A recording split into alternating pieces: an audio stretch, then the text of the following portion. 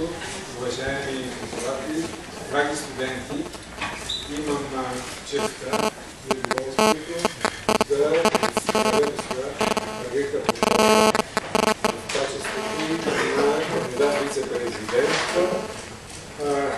Преди да имам думата, за да направи предложение пред вас, да отговоря на вашите въпроси, бих искал накратко да я представя. Тя е родена в София, завършила немски език в гимназия в Пазарджик. Има две специалности – българска филология и немски език.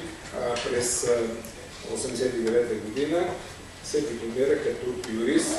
Нейната кариера от тук нататък продължава по установения ред, като най-напред тя взема длъжността младши прокурор в районна прокуратура Пирдоп, след това районен прокурор в Своге, прокурор в окръжна прокуратура София, след това оглавява окръжната прокуратура.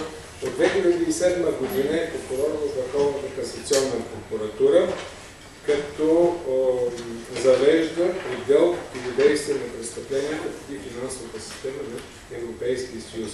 Госпожа Попова има богат опит като университетски преподавател.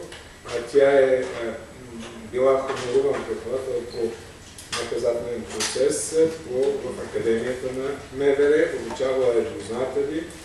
От 2005 година е постоянен преподавател в Националния институт на правосъдието. През 2009 година става министър на правосъдието в правителството на Бойко Борисов.